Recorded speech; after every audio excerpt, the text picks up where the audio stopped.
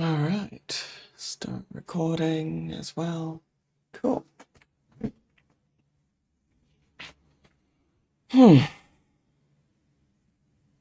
Excellent.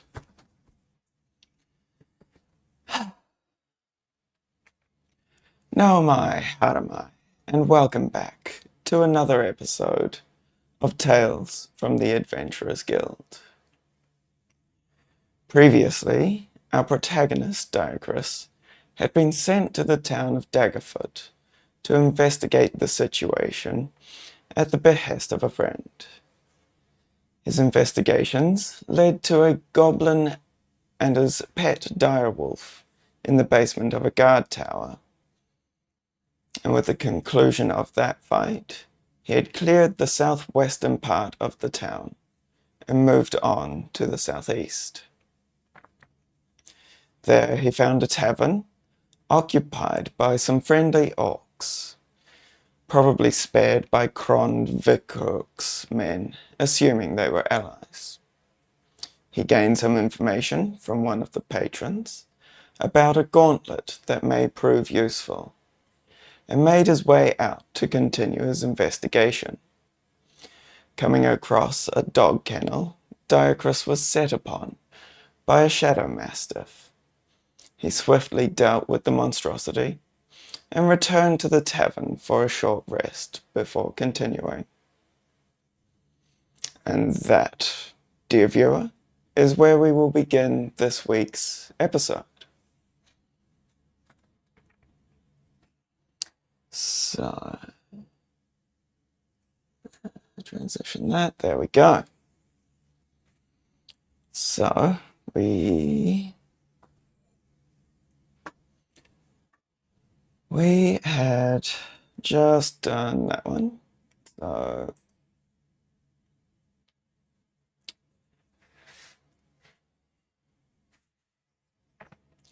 the drums pound on, reverberating off every surface, filling the empty town of Daggerfoot with noise. There are some abandoned houses around the edge of the courtyard that we will go and investigate. 190. There we are. You look in the doorways of the houses surrounding the courtyard area, but they are all emptied, in some cases ransacked, and deadly silent. So let's make a perception check.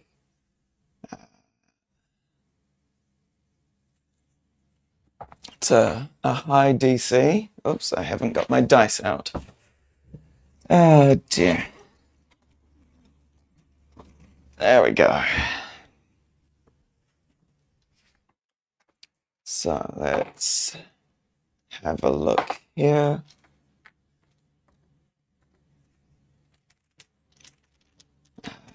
DC perception. So DC is 20 for this perception check, which is going to be difficult, but we shall see. Let's just turn that on. There we go. Ooh. 14. How much does this perception? It's only +4, so that's an 18. Unfortunately, that is not quite enough to succeed. So we go 315. You thought you might have heard something, but it was probably just the wind. So we will return.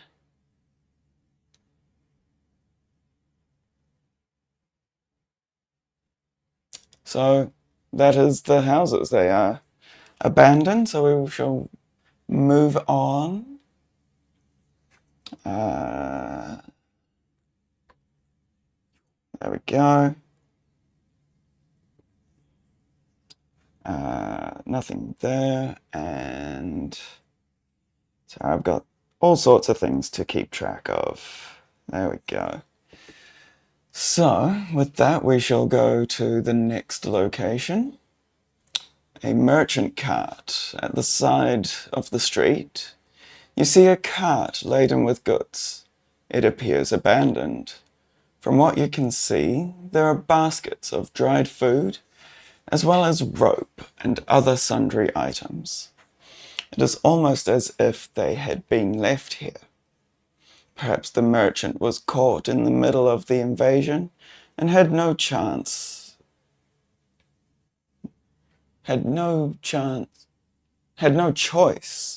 but to flee to avoid death.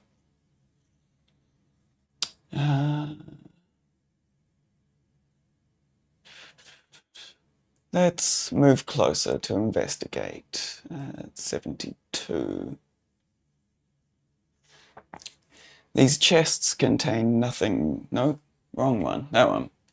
Walking up to the cart, you check it over.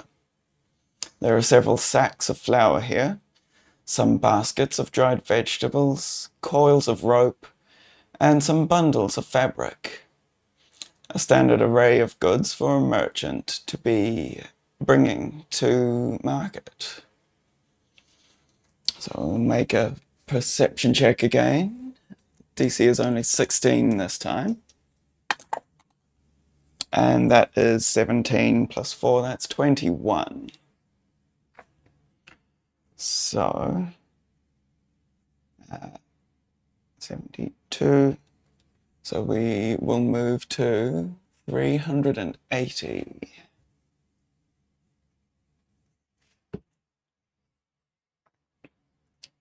Something catches your eye, a movement in your peripheral vision. Quickly you look up, just in time to see a goblin loose an arrow from the building above. Then, from a nearby alleyway, 2 more of the scoundrels appear. It appears that this was an ambush. So, 3 goblins. Again, I have not prepared any goblins, so we will use kobolds. Where are the rest of my kobolds? There you are.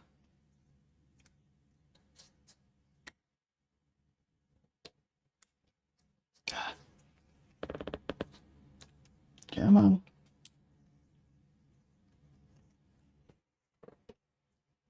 One, 2, 3. Yep, very good.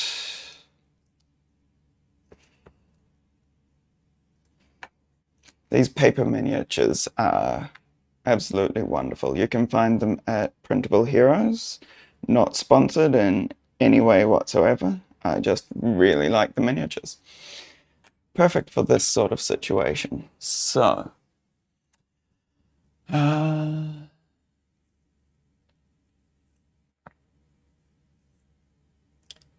6. Yes, I should probably find the maps so that I know where they all are. Let me bring this over here. Maps.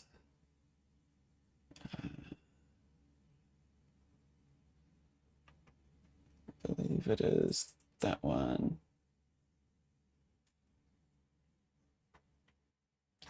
Shadow Mastiff. Goblin traps. There we go.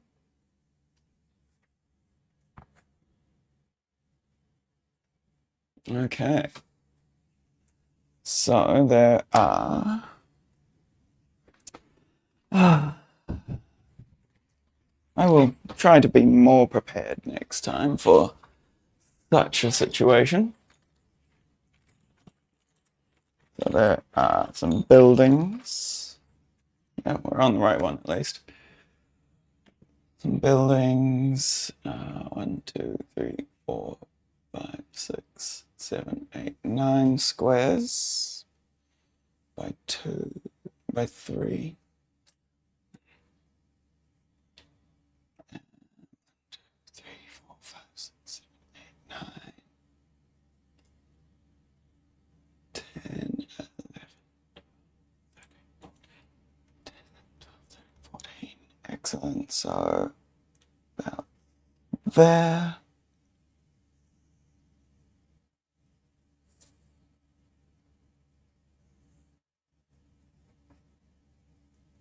And that'll do like that. And then the cart is sitting about here. Diacrys is here. And the 3 goblins are there, and 1 up on the roof there. Oops.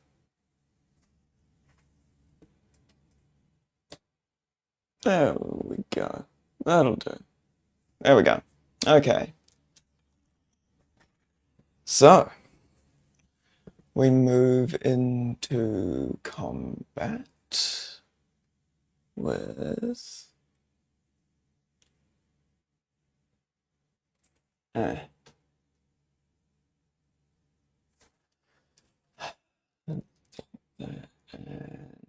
that one. There we go. So, roll initiative for everyone. Excellent. Excellent. I do hope everyone's weekend is going well. We will go with...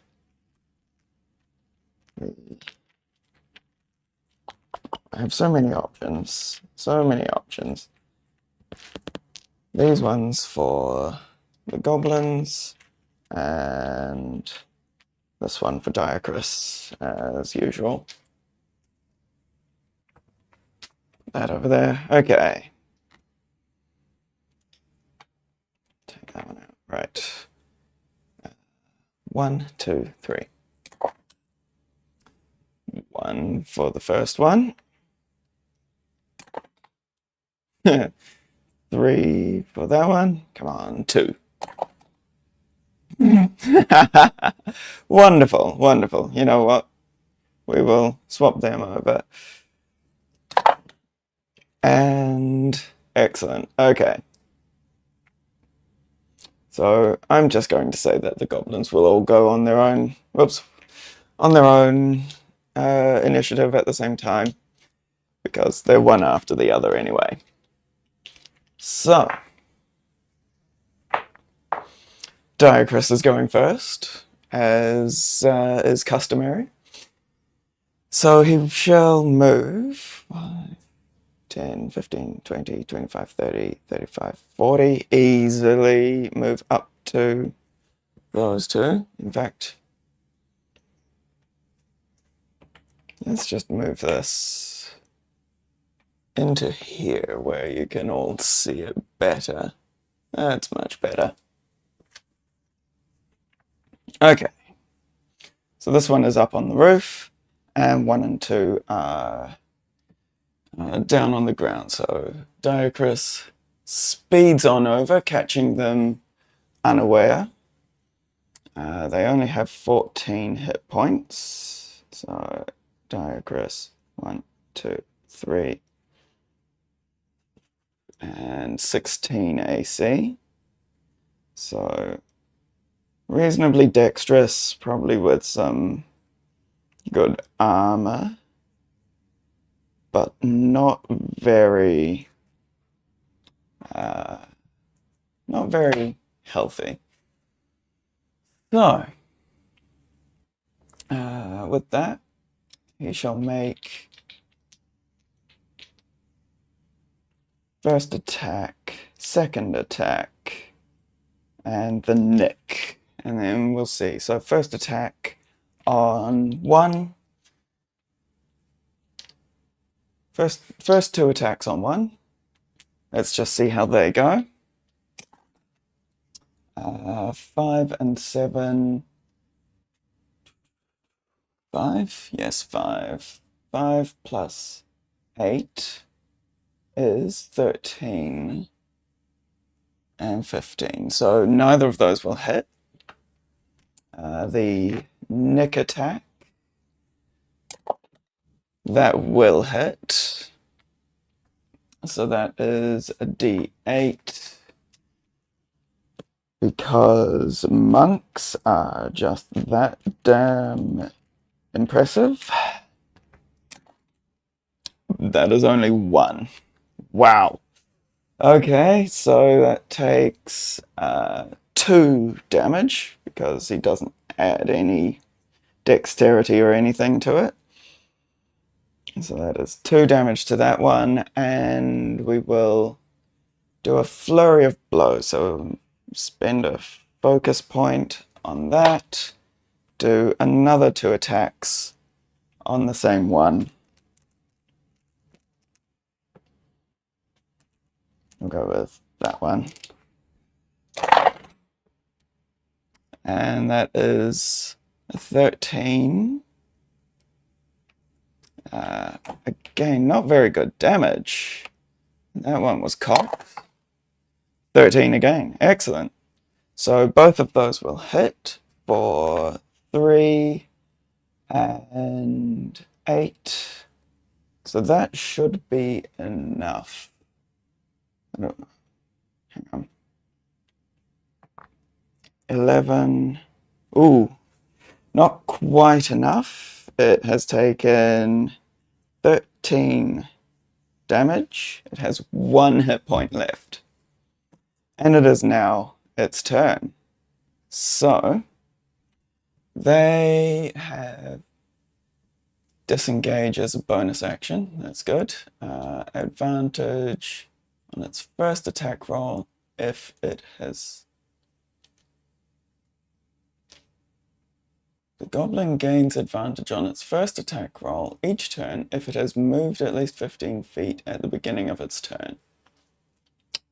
Interesting. Okay, cool. Yep, well, it didn't have any option. Stays there until the 2 are dead, then it makes 1 final attack and attempts. Cool, okay.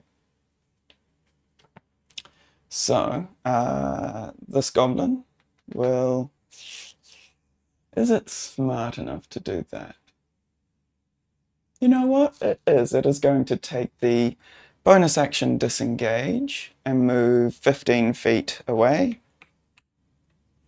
which then means it can move 15 feet towards Diacrus, and it'll position itself just on the other side to give itself advantage. It will use its short sword. Not entirely sure. I think they've mixed those up. That's fine. +5 to hit. 1d. Yeah, they've mixed those up. That's okay.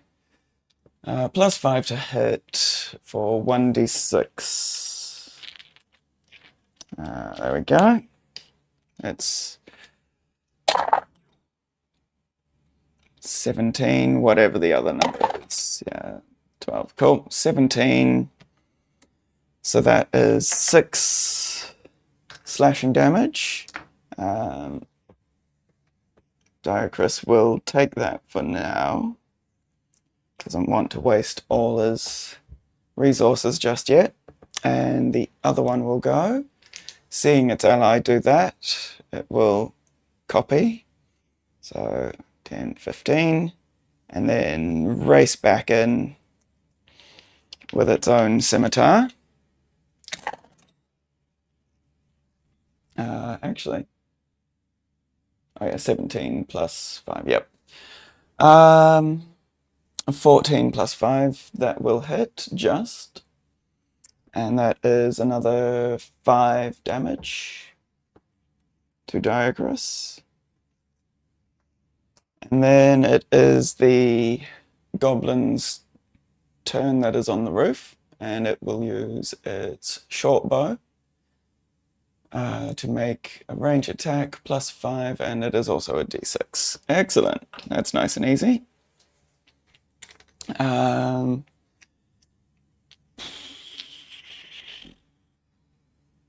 It has advantage on the first, so it will move sideways 15 feet to give itself advantage. That is how this works, apparently. Not entirely sure. But hey. Yep, that will hit. And Diacrus is going to use his deflect. No, not down there. Huh, I haven't. I need to write that down. Where is it? Okay, deflect attacks. I believe it is a D10 plus monk level. So that was 9 damage. So 5, D6, D10.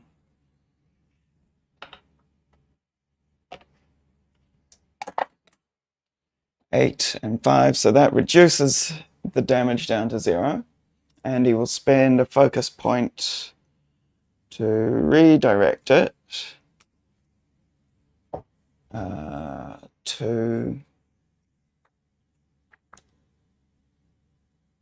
to the one that's almost dead. This one here. So that is a dexterity saving throw on its part. And that is a failure. So it will take 2d6. No, it's 2 rolls of the monk dice, so that is 2d8.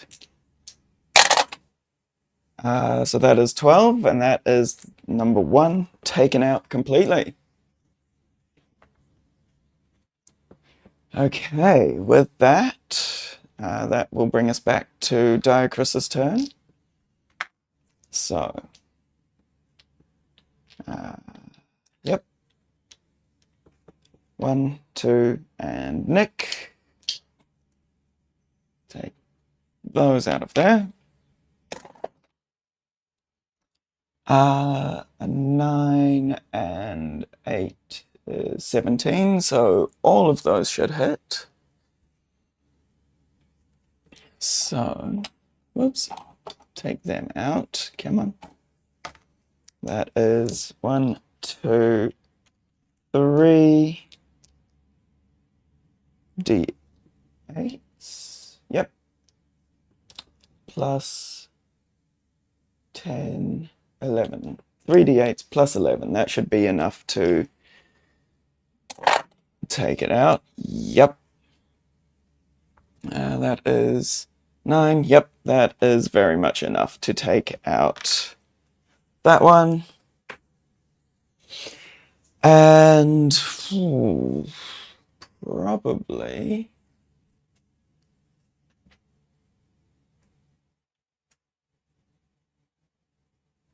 you know what? Let's make an athletics or acrobatics.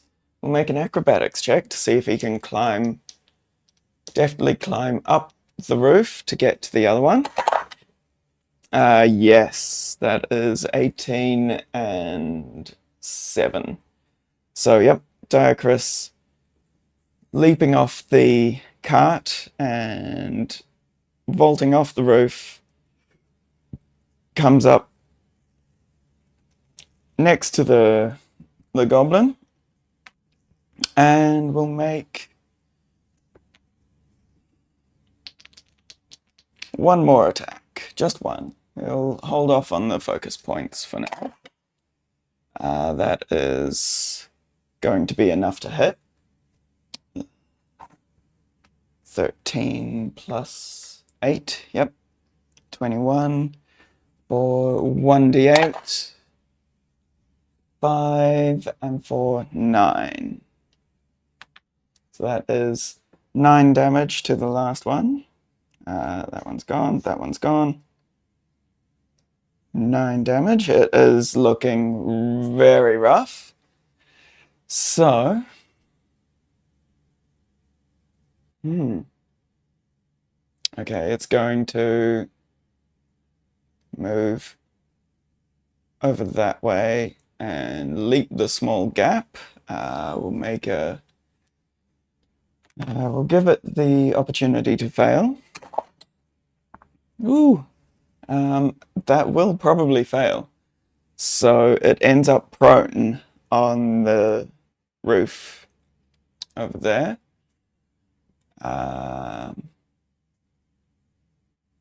And doesn't have enough movement to get up. It used its bonus action, obviously, to disengage.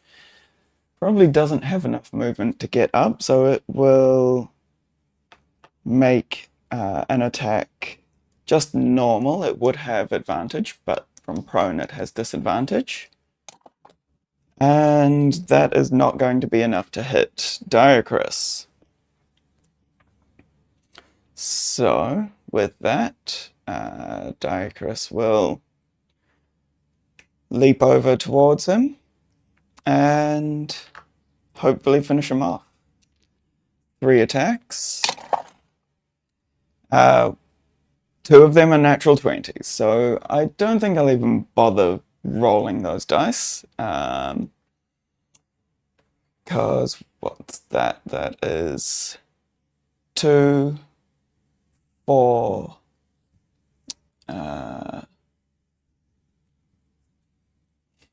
plus 6, that's 10. Yep, that is very much going to be enough, even at minimum, absolute minimum damage, to eviscerate the final goblin. And so with that, having taken a little bit of a beating, but not too bad, Diacrus has successfully dealt with the goblin threat.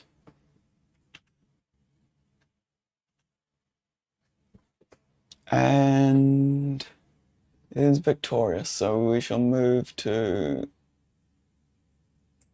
159. There we go. The 3 would-be ambushers lay dead. It was a flimsy plot at best, and they chose the wrong target when they picked you, that's for sure. Quickly, you rifle their clothes. Aside from their weapons and 22 silver pieces between them, they don't appear to be carrying much in the way of possessions. You may take the rope, 5 rations, and 2 baskets from the cart, and make an investigation check. So let's investigate the cart further without the harassment. That is 17 plus investigation. Only a 1. 18, that is still successful. So, 159, and we go to 440. So let's see.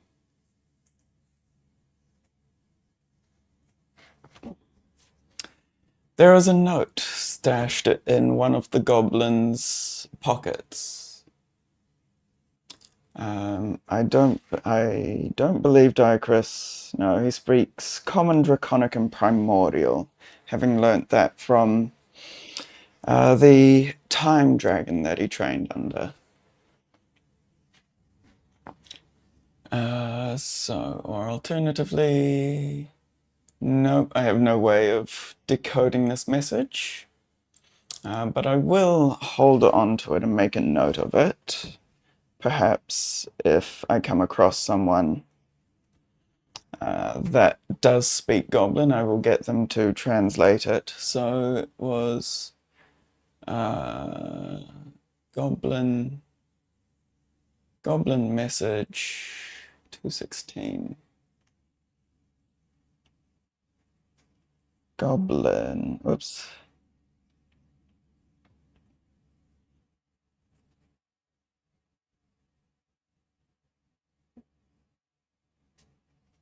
Okay, so hopefully we'll get an opportunity to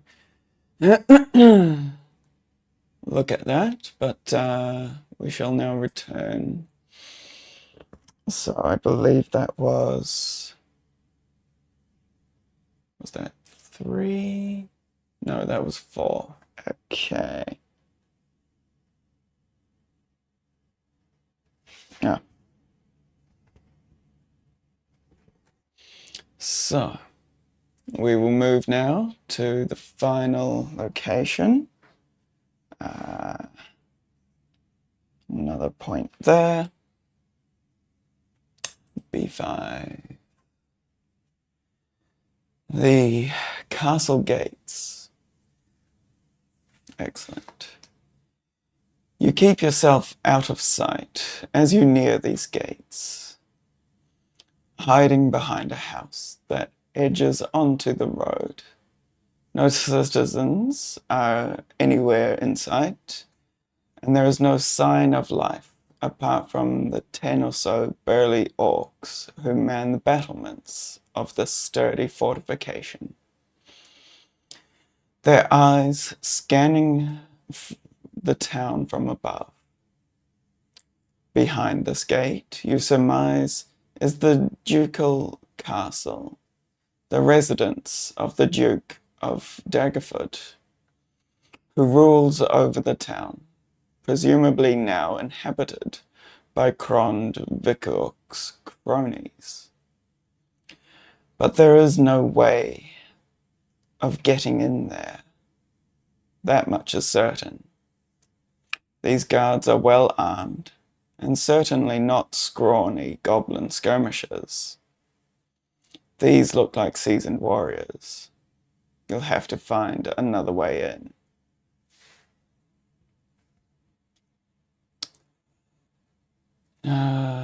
So there are some interesting alternatives. I don't possess disguise self, or any way of altering my appearance, though that would be useful. Or I am not an orc. I would very much stand out being a dragonborn. Although I'm using the silver dragonborn stats for Diacrus, he is a time dragonborn, trained by a time dragon, an epoch dragon, as they are also known.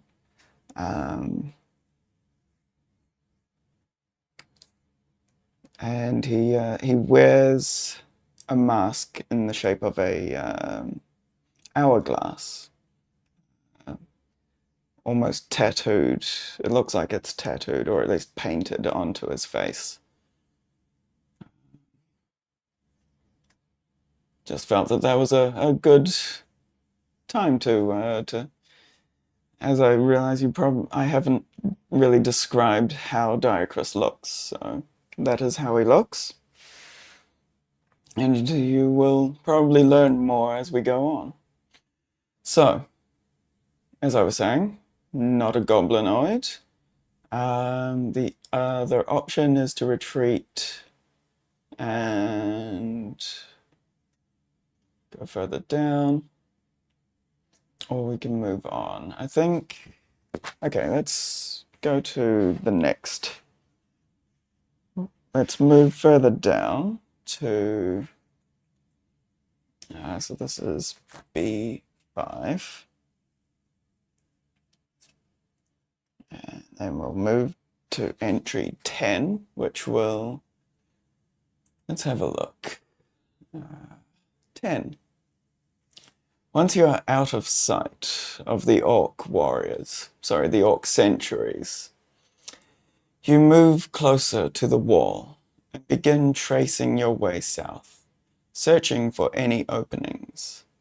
Sure enough, about halfway to the south wall, you see it, a human-sized hole in the base of the wall.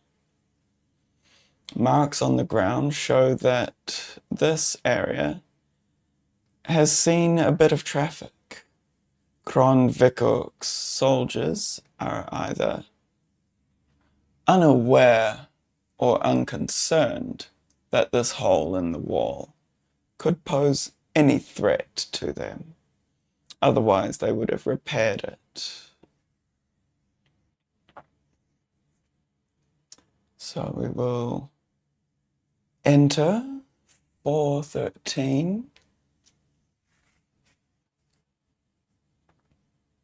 Oops, 413. You emerge on the other side of the wall by a long, low building.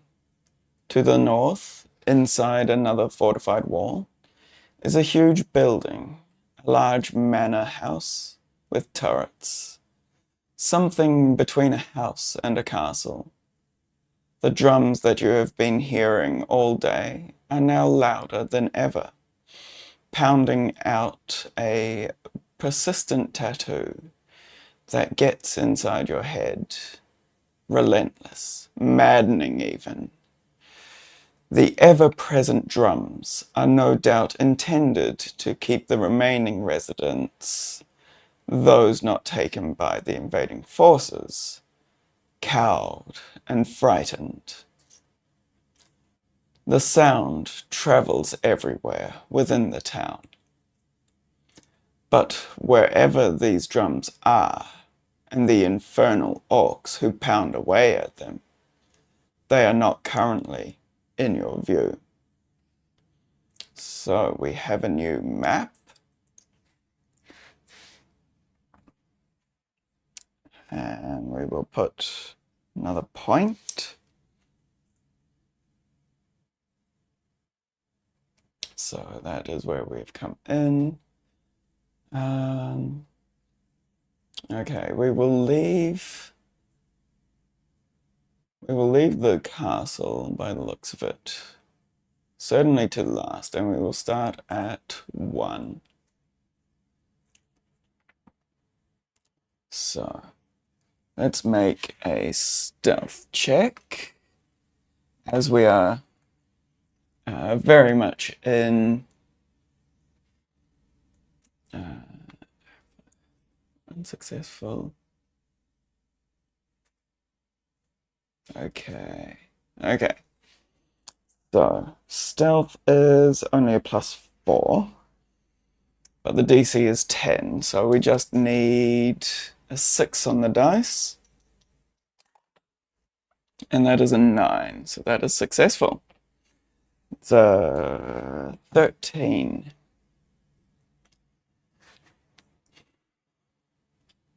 You make your way towards a long barn that has a door slightly ajar.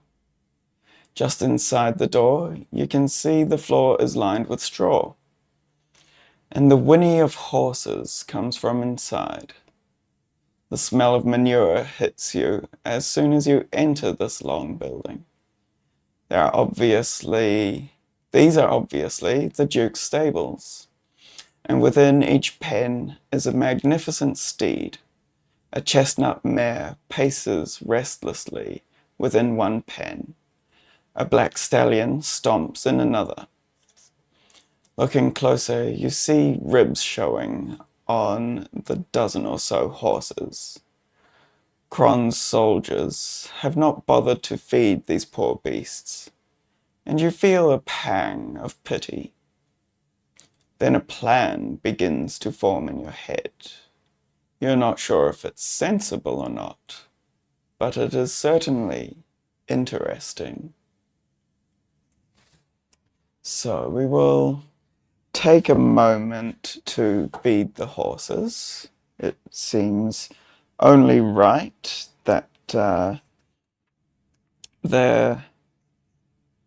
time in this world is extended as much as possible.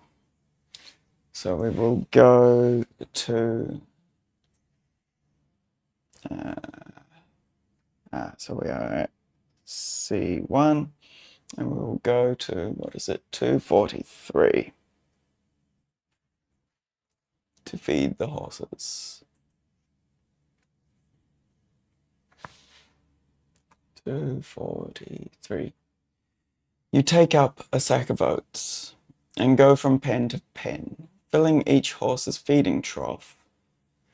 The animals give soft whinnies of thanks as you do so, and set about eating. An inspiration point. I feel inspired for showing mercy towards these poor, neglected beasts. So let's just return to C1 for a moment.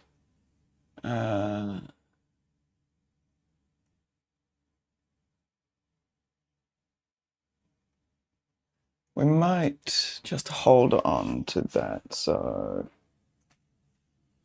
let me clear some space here. And I will make a note that I can free the horses. Horses, whoops. C1, and that will be 353, should I decide to do that. I will leave them for now to eat. And we will move to C2.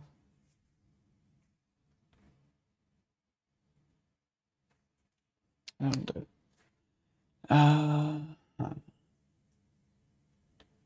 The guest house. Another stealth check. We don't want to be spotted. That is only a 9. So, what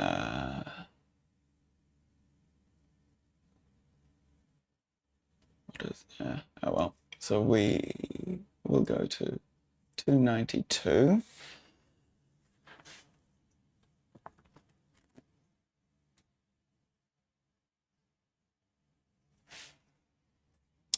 Where are we? 292. As you approach the building, you hear a ragged shout and turn to see several orcs running towards you. You have been spotted and must immediately do battle. Orc Patrol Combat Sheet. Okay, Orc Patrol Combat Sheet. Alright. I believe I have some orcs, or I have some hobgoblins, which are going to have to do. So let's get these ready. There's 3 of them. Perfect.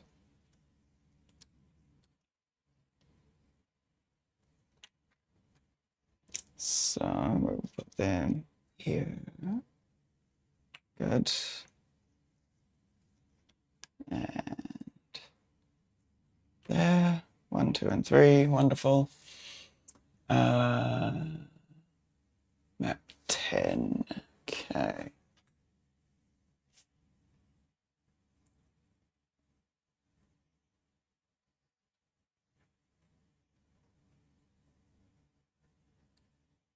Oh dear.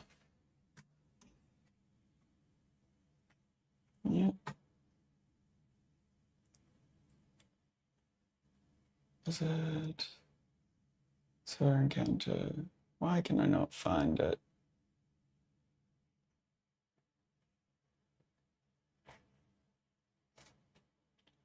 Okay.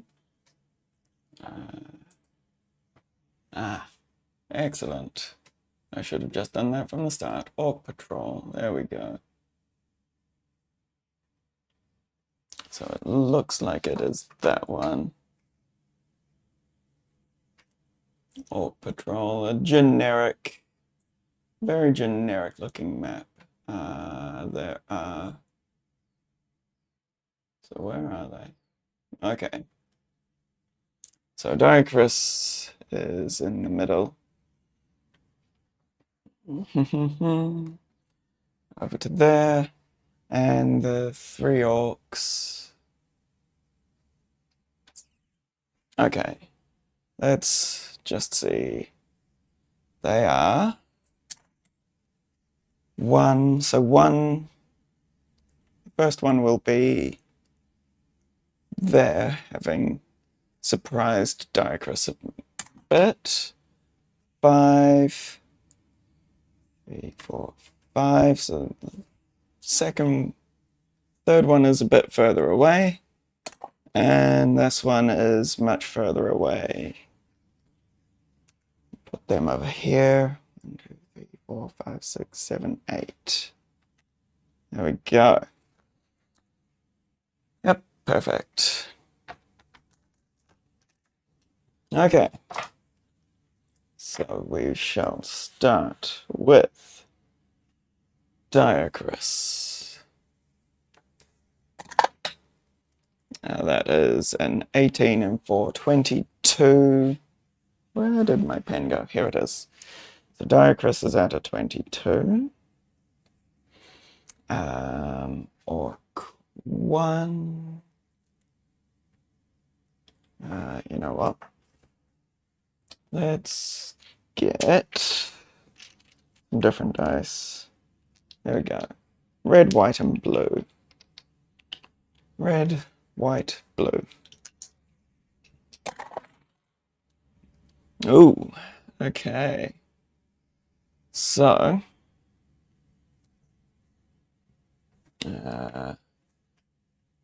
let's get rid of that one. There we go. What is their dexterity? +1. Oh, that many squares away. I used a D8 instead of a D12. That's fine. So they have a +1.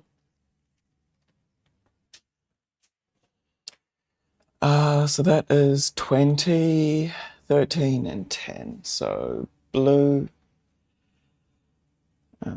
Orc 3 is at 20. Orc 2 is at 13.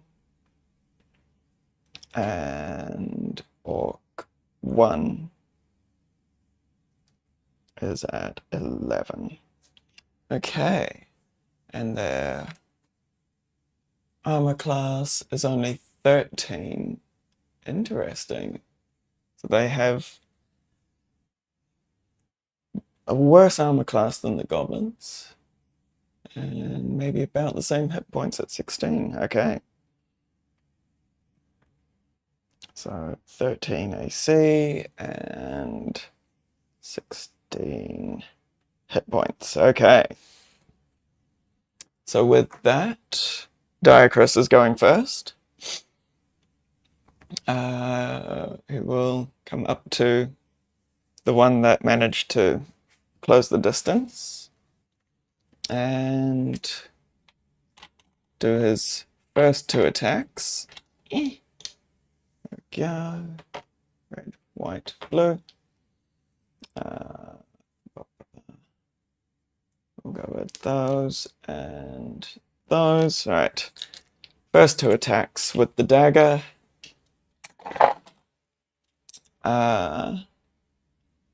6 and what is it? 8? Yes.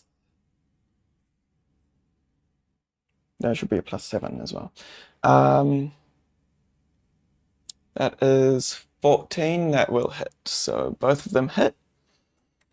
And that is 2, 6, 8, 18 damage. I believe that will take out the first orc very quickly. Yep. Yep, they only have 16. So that is the first orc gone. So that was 5. 1, 2, 3. 1, 2, 3, 4, 5. Yep. Okay. So that is Orc 1 gone.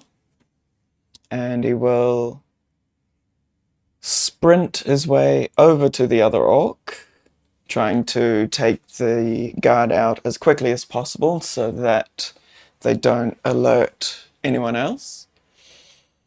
Do they? Yep, they have longbows. Excellent. That is probably what that one will do.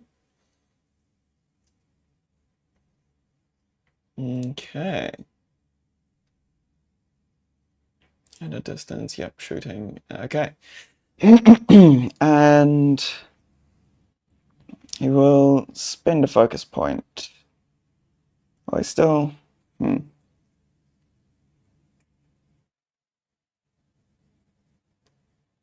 Okay. No, he won't spend the focus point. I will roll the nick attack and just swap it with the other one. However, that won't hit, so that doesn't matter. So that was the nick, and okay, so all is right in the world. The dice know what they are doing. So we will roll 2 more attacks, unarmed strikes, 1 hit, and 1 miss at a 12. Hold on. What was the other one? Was the other one... no, not a 12, 4 and 7 is 11. Yep. So let's just put that there. Okay. So 1 hit for 5 and for 9 damage. And that is number 3. Whoops. Oh, whoops. 1 is gone. That one's gone. That one has taken 9 damage. Excellent. Okay. It is now that one's turn. So it doesn't have to use its speed to get up. So it will use its longsword, +5 to hit.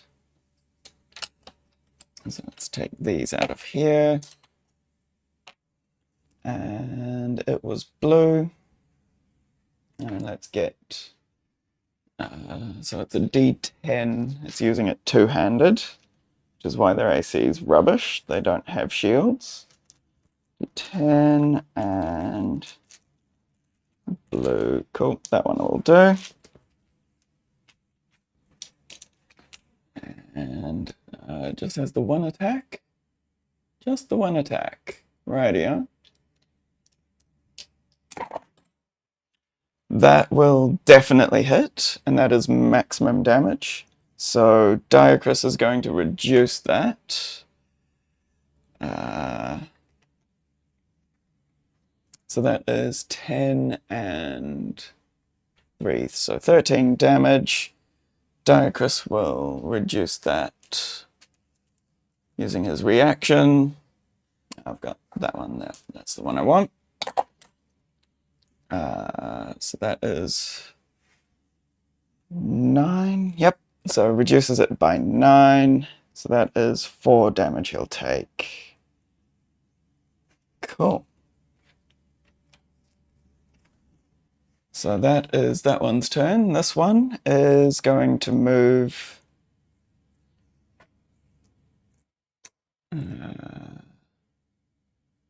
if you engage one, they use a longsword. Otherwise, they will... Okay, this one is going to find some cover behind... let's say that he's going to find some cover anyway, which will give him a +2 to his AC. Not that it really matters. And he will move a little bit closer and take a longbow attack. So that is a 5 to hit, +5 to hit, and that one is white. And it's a D8. D8, where are all my D8s? There we go. That one. So 1 attack, D8 +1, because they're not very dexterous. Whoopsies. Okay, I guess that one's living on the floor now. Well, he did 6 damage if he hit. However, An 11 will not hit. So that is that one, as Diocrus just nimbly dodges out of the way. The arrow thuds into the ground right in front of its ally.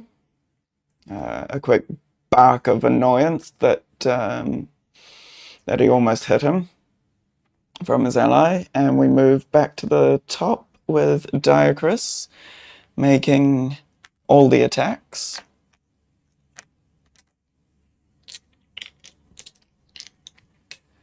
So, yep, 2 attacks, and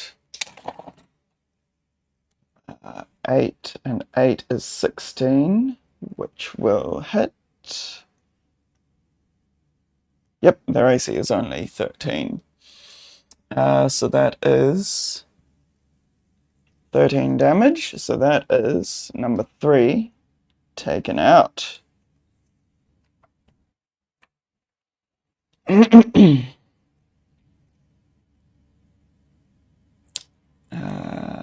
And he will 25 easily come over to this one. Again, I will retroactively swap the nick attack. And that will hit for 5, 6 damage to this one. And Diocrus will make 1 unarmed strike. That is cocked. Which will miss, I think. 12, yep, a 12 will miss. So that is Diocrus's turn. And we are now back to the second orc, who drops his longbow and pulls out his longsword. So that is now a D10. We'll use that one. And make his 1 attack. However, a 13 plus 5 to hit. Yep. How does he have the same to hit with the ranged weapon as he does? You know what? It doesn't matter. It does not matter. I will talk to the scribes later. They clearly are very good wordsmiths, but maybe not so good at mathematics. Maybe they should consult with the artificers on that one. Anyway, that will miss, so that is his turn. And Diocrus will take an attack, and this time I will remember and do the nick instead of the second attack. So the first attack will be 7 and 8, which will hit. And the nick will definitely hit, so that is 10 plus 6, 16, which would take it out if it was at full hit points. So there we are. That is the third orc dealt with very swiftly. We will... Oops, no, that is the one I want. If you are victorious... Yes, we were at...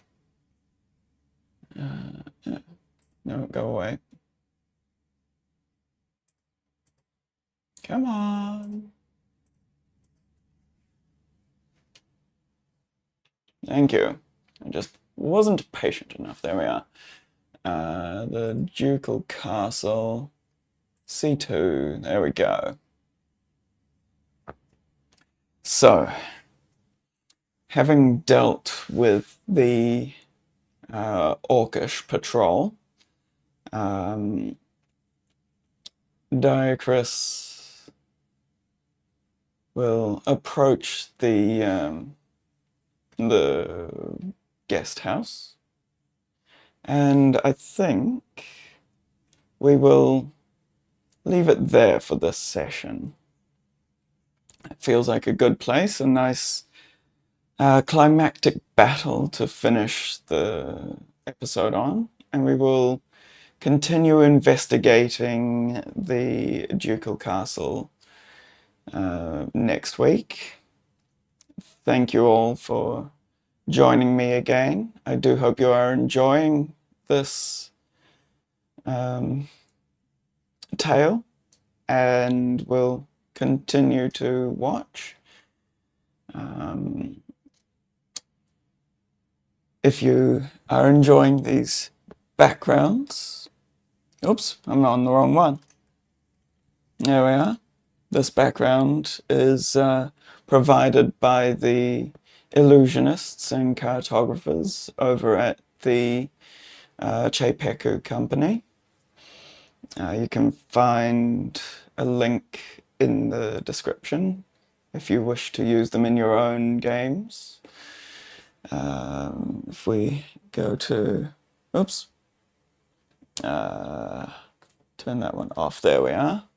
This one as well, the what I am using for the museum, it is called a magical prop shop, but I think it is appropriate for a magical museum as well. And this one is actually animated. If you look up here, you can see the chandelier moving, as well as the, oops, where are we? Here. There's the portal over there. So some of them are animated, some of them are not, but they're all human created as well, no artificial intelligences. And they're all very high quality. So do check them out. Link, as I said, will be in the description of this video. Thank you again, and we will see you next time for the continuing Tales from the Adventurers Guild.